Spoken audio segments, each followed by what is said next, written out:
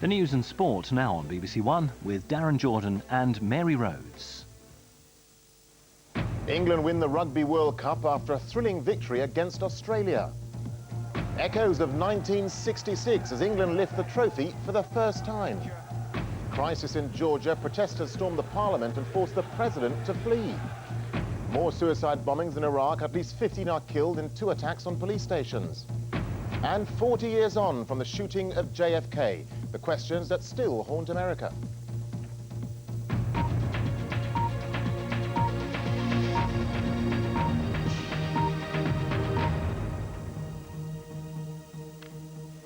Good evening. Rugby fans have been celebrating a breathtaking England victory in the World Cup final against Australia. It was a gruelling and tense contest fought right to the wire, the boot of Johnny Wilkinson securing it for England in the closing minutes of extra time. It's the first time they've ever won the trophy, making it England's greatest sporting triumph since 1966. The moment English sport has been craving. Martin Johnson lifts the World Cup after a victory draped in joy, rain and relief. England hadn't started well, conceding a try to Australia's Lottie Takiri in the opening moments. Lottie! But they responded with 3 penalties from Johnny Wilkinson, to the delight of every travelling England fan. And then a sweeping move that ended with Wilkinson's pass finding Jason Robinson, and Robinson finding the try line. But the Australians fought back doggedly, Elton Flatley levelling the scores in the final moments. England coach Clive Woodward barely able to watch. So into extra time. First Wilkinson giving England the advantage. Then Flatley replying with 2 minutes left. The scores level once again. The stage set for something extraordinary. And who better supply it than Wilkinson? A drop goal off his supposedly weaker right foot. Seconds later, the final whistle for players exhausted by the effort but delirious about the result. They had been derided for playing ugly rugby. This was a sort of beautiful vindication. 20 seconds to go, Wilco in front of the sticks to win the World Cup. Yeah, I'm sure he's been through that scenario a few times on the training field, and you wouldn't want anyone else there, would you? And for the architect of this victory, delight and pride. By the time everyone came in, they're pretty exhausted, so it was just a great scene, and those memories, photographs will live you forever. It's what you work so hard for moments like this. And as I said, just extremely proud of Martin and the team, and they got exactly what they deserved. This was a victory sealed in unbearably tense circumstances, thanks to almost the last kick of the game. Tonight, English sport has its first major trophy for 37 years, thanks to Johnny Wilkinson. Adam Parsons, BBC News, Sydney. Well, today's victory will live long in the memory of rugby fans, but will it have a lasting impact on the future of the sport? Clarence Mitchell reports. England expected, and Johnny Wilkinson's delivery in such fairy tale fashion ensured this was a golden moment for fans celebrating around the country and for rugby itself. But will this success provide the game with just a momentary surge in popularity or a more enduring legacy? The implications could be immense. Medium term, we're going to have a lot of interest from young people wanting to get involved in the game at the grassroots, and that's fine. And long term, it means that the development of rugby in this country, and indeed in the Northern Hemisphere generally, is going to get a huge boost.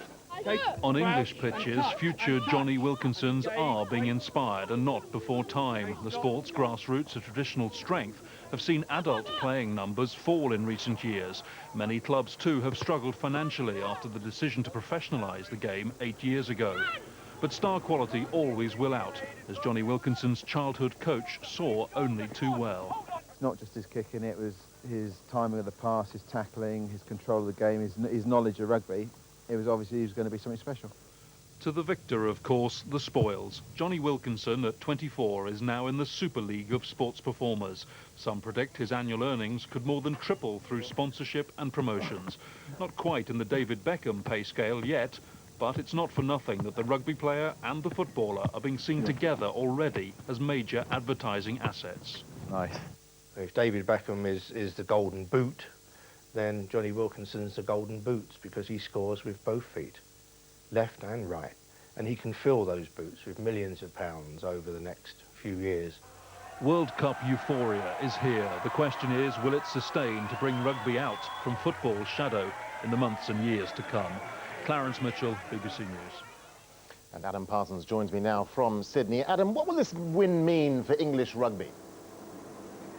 I don't think it's going too far to suggest this could be a watershed. As you've been hearing, the clubs around, not just England, but also Ireland, Wales, Scotland, who've also performed well in this World Cup, now have a chance to really push their game forward. I think one other aspect, though, is the image of rugby is really on the up now, at a time when football's image has been rather tarnished. We look at these England players, and they appear to be decent, disciplined, and very successful. People here suggesting that they may just make better role models than some of England's footballers. Adam, briefly, how are the Australians taking the defeat? Well, here's some of the morning papers we have a look at. Read it and weep, says this one, Johnny ruins our dream. But inside, plenty of praise for Australia, plenty of praise for England. This, of course, after a week of criticism, and also a mood that this was a fantastic game. One critic in these papers saying that this was the finest game of rugby that's ever been played. All right, Adam, thank you for that. The former Soviet Republic of Georgia is in turmoil after thousands of opposition supporters stormed the country's parliament, forcing the president, Eduard Shevardnadze, to flee. Mr. Shevardnadze, whose government has been accused of election rigging, has declared a state of emergency and threatened to use the army to take control. Our correspondent, Damien Grammaticus, is in the Georgian capital. Damien. Yes, well, it is after 1 o'clock in the morning here, and there are thousands of opposition supporters on the streets, almost in jubilant mood. But as you said, President Shevardnadze has declared a state of emergency here tonight. But it all began when the opposition marched on Parliament. With a shake of the fist and then a kiss, Georgia's masses swept the police aside. The crowd surged towards the Parliament following the opposition leader, Mikhail Saakashvili. The government's last line of defence tried to hold, but Mr. Saakashvili literally shouted the Minister of Interior down. Mr. Saakashvili then led his people on towards Parliament. The opposition is incensed that elections here were rigged and was determined not to let Parliament sit. They broke into the building and there was chaos. The crowds bayed outside the chamber itself, then ripped the doors from their hinges.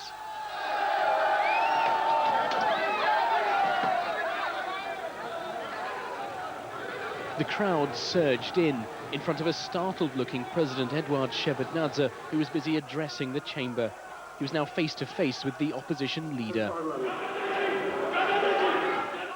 Resign, resign, Mr. Saakashvili shouted, and then Mr. Shevardnadze was hurried away by his armed security men.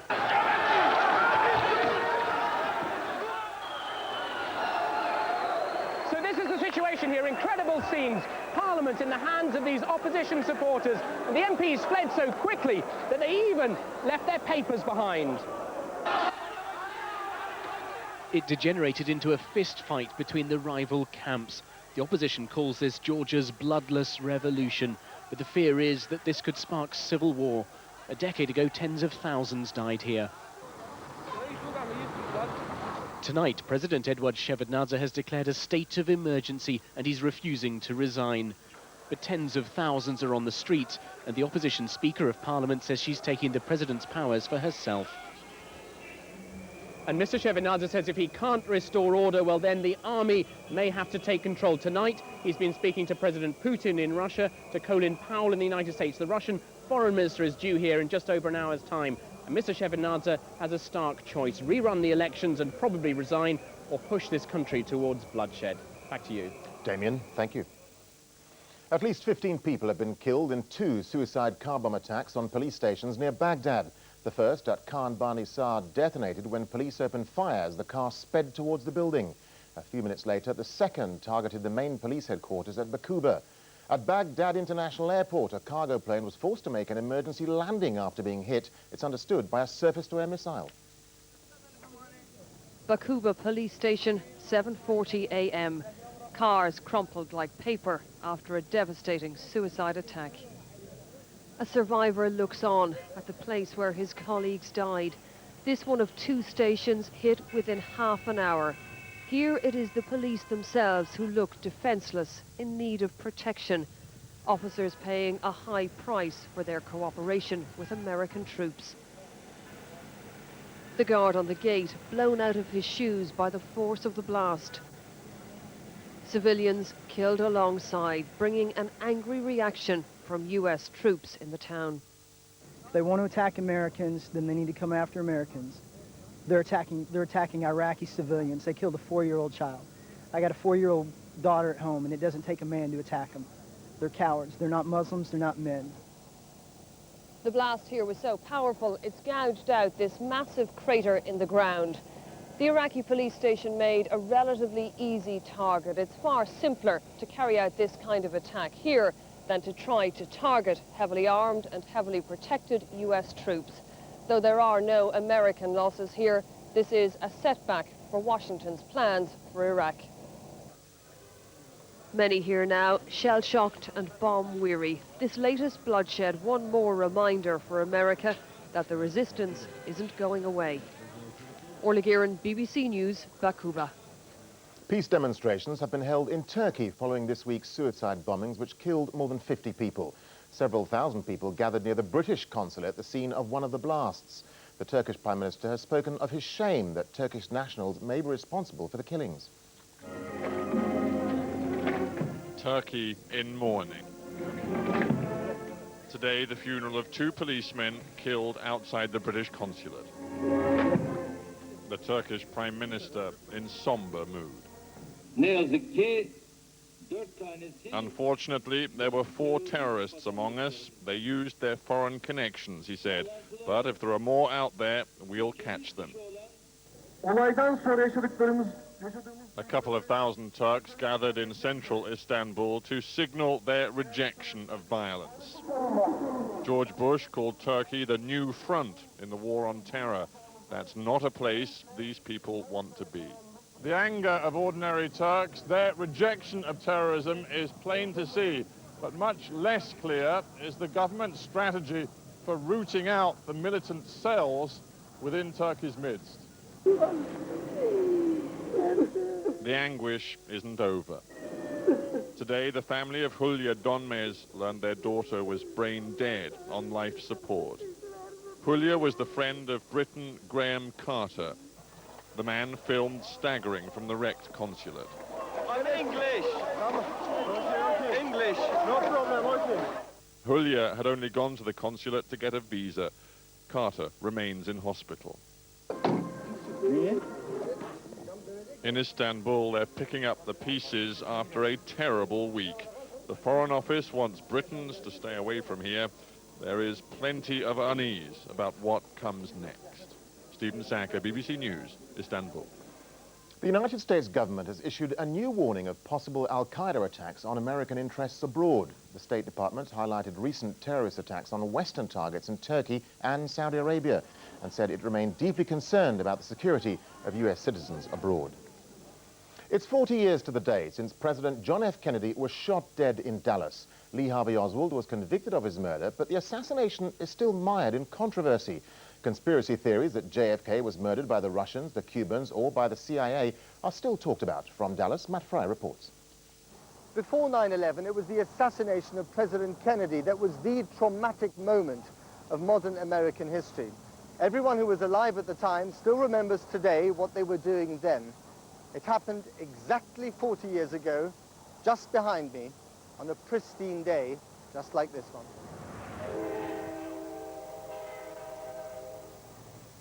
Dealey Plaza, a very ordinary location, still haunted by extraordinary voices. It appears as though something has happened in the motorcade route. Something, I repeat, has happened in the motorcade route. The visit had begun with such promise. Kennedy wasn't very popular in Dallas, but thousands had flocked to see the glamorous couple. Nellie Connolly, the wife of the governor of Texas, turned to him and said, "Look, sir, they love you here." And then this. President's car. Another car directly behind the presidential car. There were also bodies in that car. Another Secret Service man spread eagle over them. We don't know. Perhaps there was some hit in that car as well. We're not sure. There was just a moment, and then there was a loud noise. And I turned toward him to see what the loud noise was, and I saw his hands fly up to his neck, and then he just sank down. From Dallas, Texas, the flash, apparently official, President Kennedy died at 1 p.m. Central Standard Time. 4 decades later, the whodunit mystery continues, unleashing a torrent of what-ifs and conspiracy theories. The extraordinary thing is that even today, 3/4 of Americans do not believe the official version of Kennedy's assassination. Matt Fry, BBC News, Dallas. OK, we've heard about the Rugby World Cup, but Mary's here with the rest of today's sport. Mary. Thanks very much, Darren. A record Premiership crowd watched Manchester United beat Blackburn Rovers 2-1 at Old Trafford. Ruud van Nistelrooy followed up his midweek hat-trick against Scotland with his first Premiership goal in 5 games. An hour before kick-off at Old Trafford, Sir Alex Ferguson watched England beat Australia in the rugby. He said he could appreciate Clive Woodward's extra-time torture. Initially, his side gave him little to worry about as they completely dominated against Blackburn Rovers in the first half. Ruud van Nistelrooy back on the score sheet, and he played a part in the move of the match. His cross was laid off by Quinton Fortune for the Brazilian World Cup winner Kleberson to score his first United goal. But Rovers came back into it. Brett Emerton scored. An Australian making life uncomfortable for England's finest in the second half. Sound familiar? Rio Ferdinand should have made sure of the result for United. They did hang on for the win, but they'll want an improved performance for their trip to Chelsea next weekend. Ollie Foster, BBC News. Arsenal returned to the top of the table following a comfortable 3-0 victory at Birmingham. Robert Pires scored the third in the 88th minute. Leeds remained bottom of the table after losing 2-0 to Bolton. It was Eddie Gray's first league game in charge as caretaker manager. Elsewhere, Everton are out of the relegation zone after beating Wolves 2-0. Leicester shared the points with Charlton. Newcastle put 3 past Manchester City. Chelsea came away with a 1